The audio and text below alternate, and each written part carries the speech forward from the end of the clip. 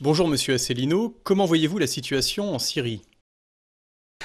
Bonjour à toutes et à tous, nous sommes aujourd'hui le dimanche 29 novembre 2015.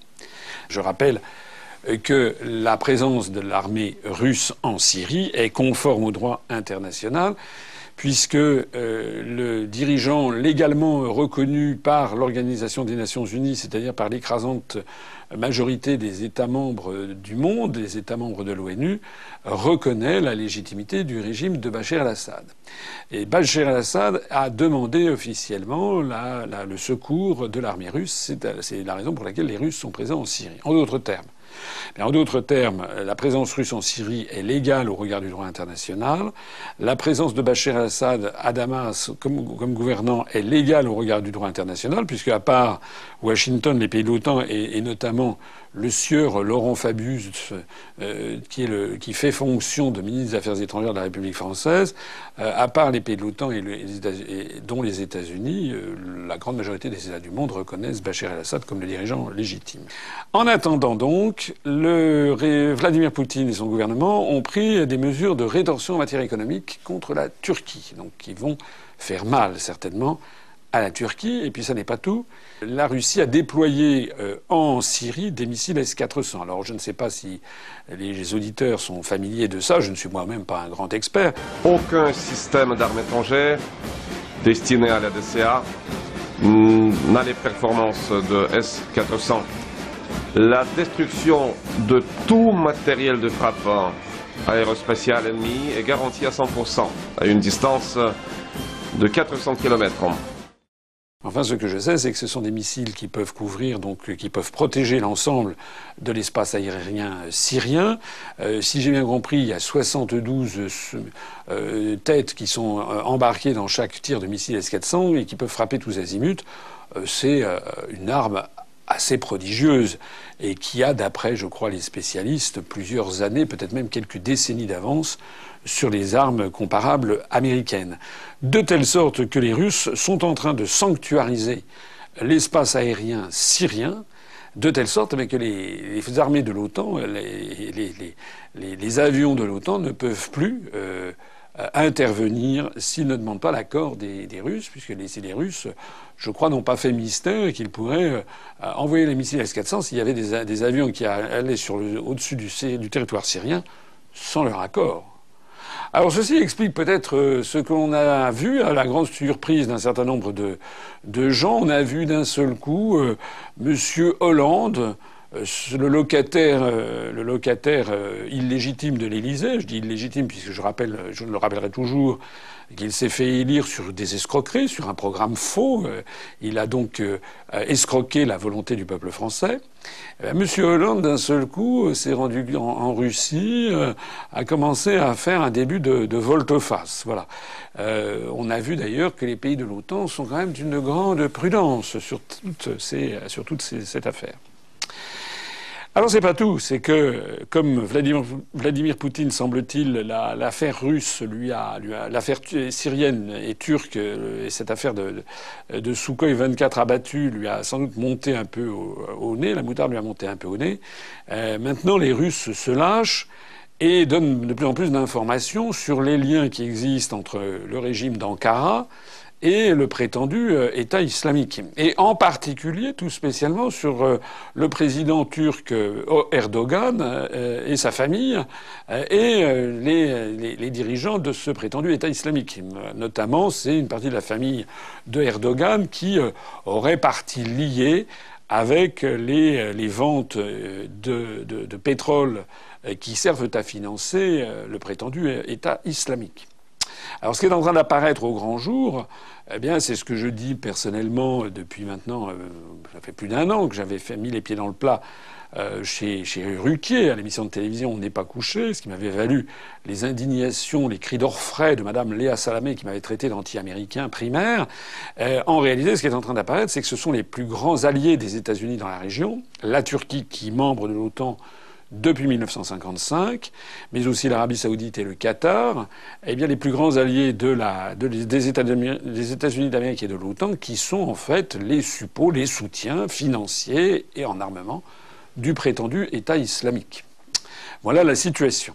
Il y a aujourd'hui même, ce week-end, au moment où je parle, s'est réuni un sommet des pays de l'Union européenne avec la Turquie sur la question des fameux migrants, ce qu'on a appelé les migrants, qui ne sont pas en fait des migrants, qui sont, pour parler de façon précise, la langue française est précise, le droit international l'est également, ce ne sont pas des migrants, ce sont des réfugiés de guerre. On considérait que les pays de l'Union européenne étaient les seuls fautifs, les seuls à devoir recevoir cet afflux soudain. J'avais d'ailleurs attiré l'attention, me semble-t-il, sur le côté étrange que représentait ce soudain afflux. C'était bizarre. Ça fait maintenant 4 ans que la Syrie a été déstabilisée par les puissances occidentales, délibérément. Il y a eu d'ailleurs, je crois, quelque chose comme 250 000 morts depuis que les États-Unis et leurs domestiques ont commencé à vouloir déstabiliser le régime de Bachar el-Assad. Alors on peut dire que le régime de Bachar el-Assad était peut-être pas un régime très démocratique, mais d'une part, celui de l'Arabie saoudite ou celui du Qatar, soutenu à bout de bras par les États-Unis, l'est encore moins. Et d'autre part, M. al-Assad n'avait pas fait 250 000 morts en 4 ans parmi sa population. Alors, j'avais souligné le fait que cet afflux soudain de réfugiés était quand même bizarre, puisque ça faisait 4 ans que la situation était une situation de quasi-guerre civile, de guerre civile, on peut le dire, quoique c'est pas uniquement une guerre civile, c'est avec des interférences étrangères. Et normalement, on aurait dû assister à un flux continuel de réfugiés. Or, c'était pas ce qui s'était produit. On avait le sentiment qu'il y avait un tout petit flux, et puis d'un seul coup, à l'été, on avait eu des dizaines de milliers, des centaines de milliers de personnes qui étaient arrivées. Comme s'il y avait quelqu'un qui avait donné le feu vert, qui avait même organisé avec des passeurs toute cette opération. Il y avait d'ailleurs des choses extrêmement troubles, puisque George Soros, l'inénarrable George Soros, avec son Open Society, était intervenu pour dire qu'effectivement c'était très bien et qu'il fallait que l'Union européenne accueille tous ces migrants. Et il y avait un certain nombre de grands patrons qui avaient dit, notamment le patron d'Airbus, qui avait dit qu'il allait falloir donc baisser les salaires des ouvriers, des salariés européens, français et allemands notamment, pour se mettre au niveau de ces nouveaux venus. C'est invraisemblable, mais c'est comme ça. Il y a M. Moscovici d'ailleurs, le commissaire européen de nationalité française qui est à la Commission, qui s'était frotté les mains en disant que ça allait faire un petit surcroît de croissance, cet afflux de réfugiés. Et puis patatras. D'abord, il y a quand même un certain nombre d'opinions publiques à travers le continent européen qui se sont rebellées en disant que c'est quand même invraisemblable qu'il y ait tous ces migrants d'un seul coup et qu'on fasse comme s'il était évident que les pays de l'Union européenne devaient seuls les accueillir, alors qu'il y a, je le rappelle, un organisme des Nations Unies qui s'appelle le Haut Commissariat pour les réfugiés de guerre, qui normalement aurait dû se charger de ce travail et aurait dû répartir les réfugiés dans l'ensemble des pays membres de l'ONU, en particulier aux États-Unis d'Amérique et au Canada, mais aussi en Australie, en Nouvelle-Zélande, ça c'est pour les pays de l'OCDE, ou en Japon, en Corée, mais aussi en Amérique latine, en Afrique, en Asie, et puis aussi dans les pays du monde arabe. En particulier chez les frères arabes, notamment en Arabie saoudite et au Qatar. Donc il y avait quelque chose derrière qui n'allait pas. On voyait qu'il y avait une manipulation qui se cachait derrière. Et il y a eu évidemment l'affaire des attentats parisiens.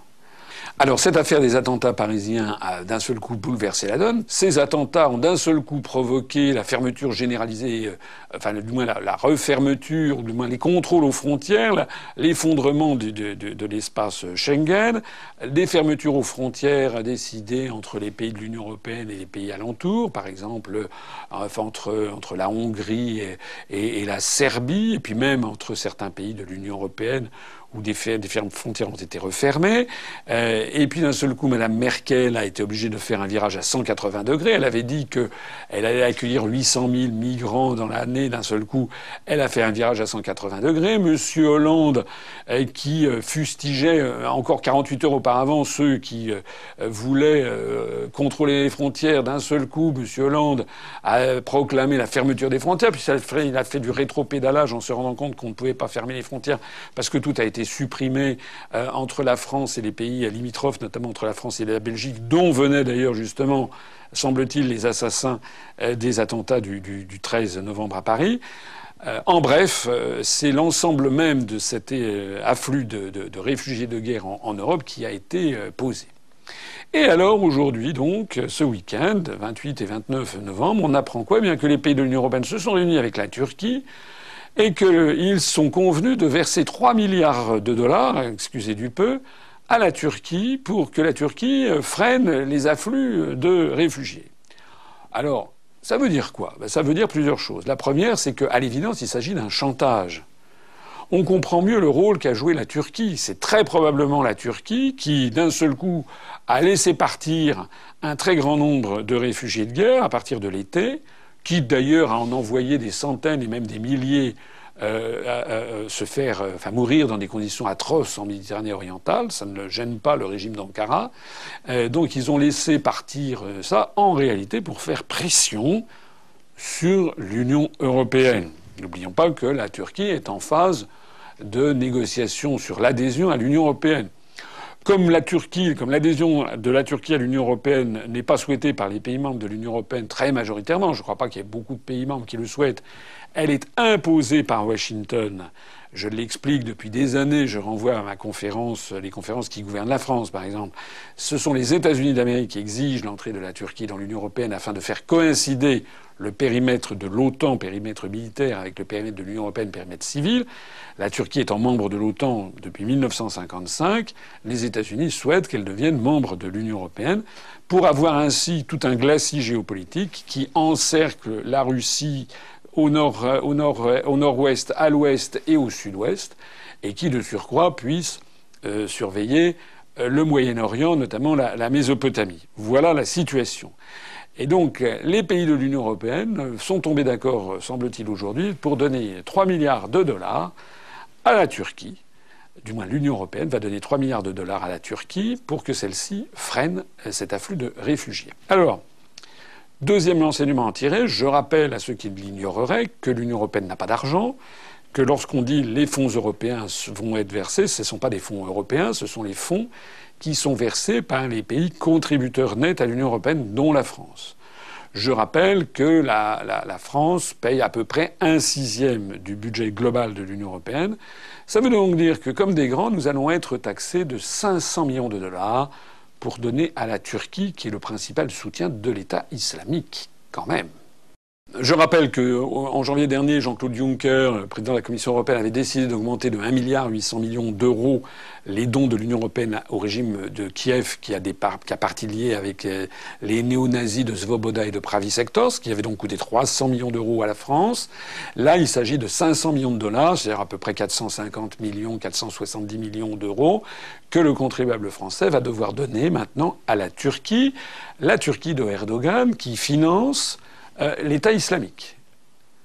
Donc c'est quand même assez invraisemblable, c'est même une honte, c'est même un scandale d'État ce qui se passe.